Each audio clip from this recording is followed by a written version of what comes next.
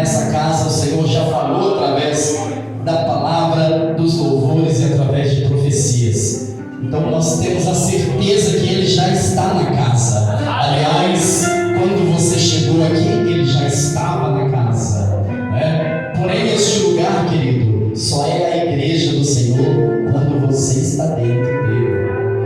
Este lugar vazio é um salão com 4 paredes, mas quando você está dentro, ele se torna a casa do Senhor Jesus. E nessa noite o Senhor está na casa. Eu quero que você fale isso para alguém. Olhe para 2 ou 3 pessoas que estão ao seu lado e diga: Ele está na casa nessa noite. Aleluias! Louvado seja Deus. Irmãos, o texto que nós lemos fala a respeito da viúva de Naim. Naim, uma cidadezinha, quase uma aldeia, e ali estava indo um velório, aonde estava sendo enterrado o filho de uma viúva. Por que Lucas faz a questão de falar que era filho único da viúva? Seria contar o milagre de Jesus, o milagre era o mais importante, e não se ele era filho único ou se ela era viúva. Se fosse eu, talvez contando, eu iria contar que Jesus foi lá e ressuscitou o moço, tocou no caixão, os homens pararam, o féretro, e o menino levantou e começou a falar. Mas Lucas faz questão de colocar que ele era filho único da mulher que era viúva. Querido, os irmãos que me conhecem sabem, eu dou aula da língua hebraica já fazem uns 10 anos, e eu gosto muito da cultura judaica. E no judaísmo, quando nós falamos de filho homem, nós estamos falando de histórico familiar. Pode ver que quando Deus se apresenta para alguém, Ele chega e fala: eu sou o Deus do seu pai, eu sou o Deus de Abraão, eu sou o Deus de Isaac, eu sou o Deus de Jacó.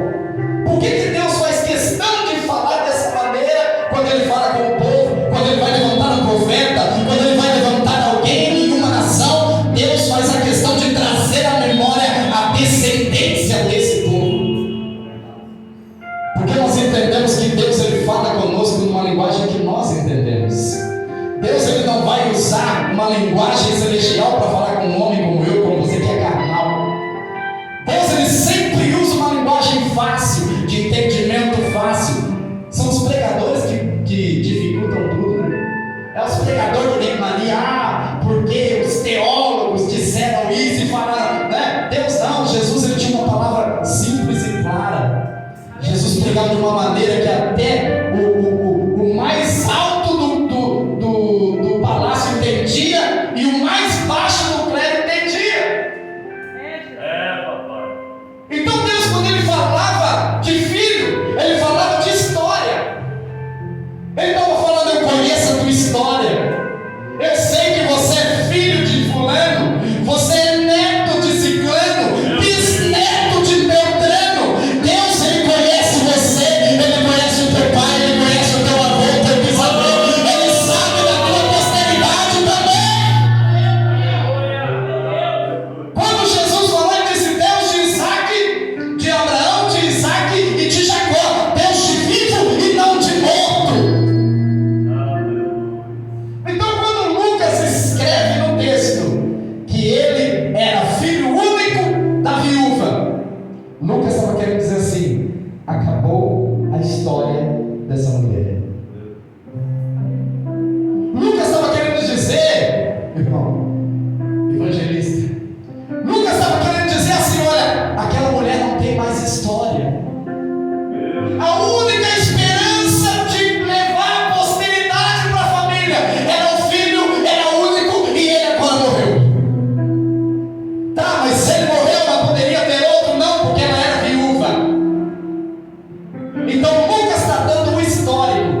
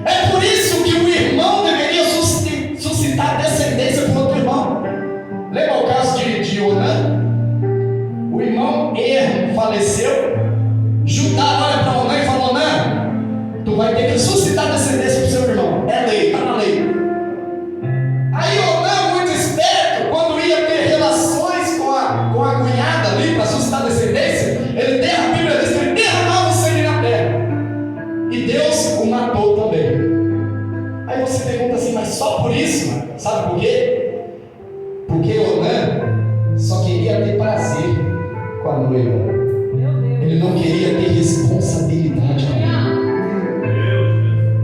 Querido, se você veio nessa noite só querendo ter prazer com a noiva, Deus está dizendo para você: eu não quero que você tenha prazer, eu preciso de povo com responsabilidade com a noiva.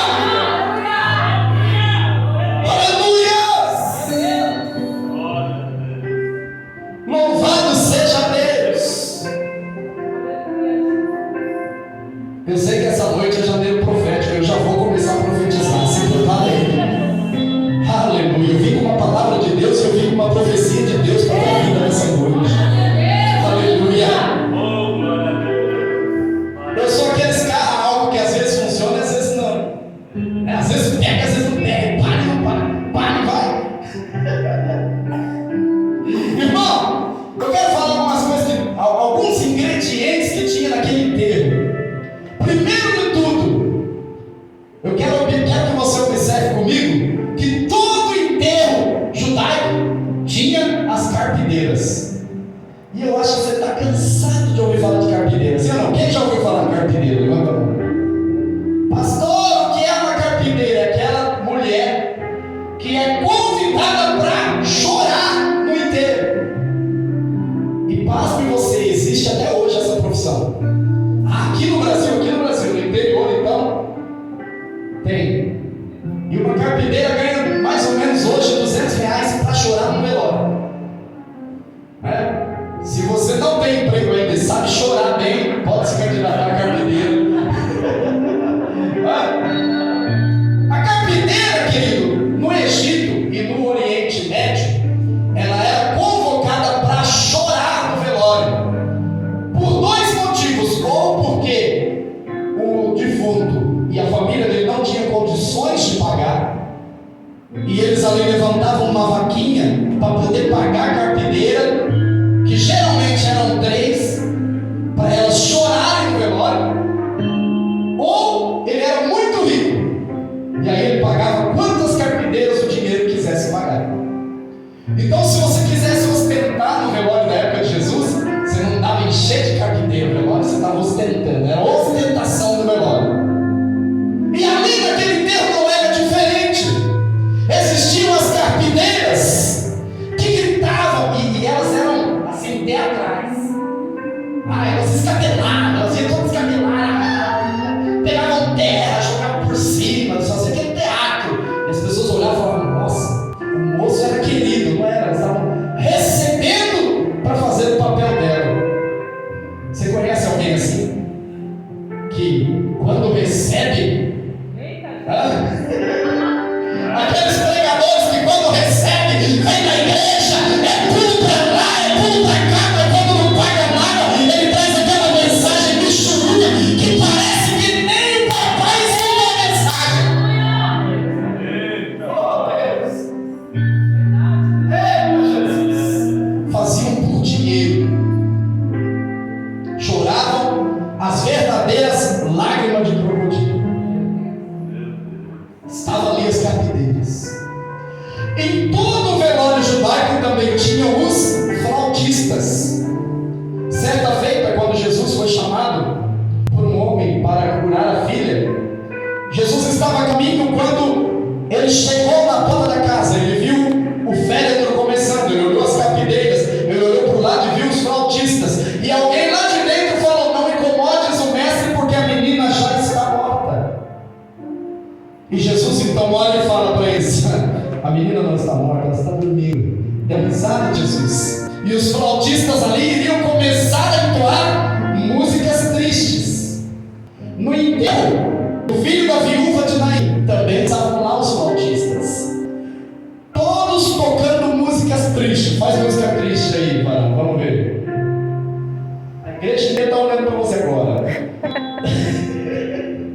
Isso é a música mais triste que ele consegue tocar nessa noite. Olha, até a cara do menino já mudou, ó, sem falante. E os flautistas eram assim, vocês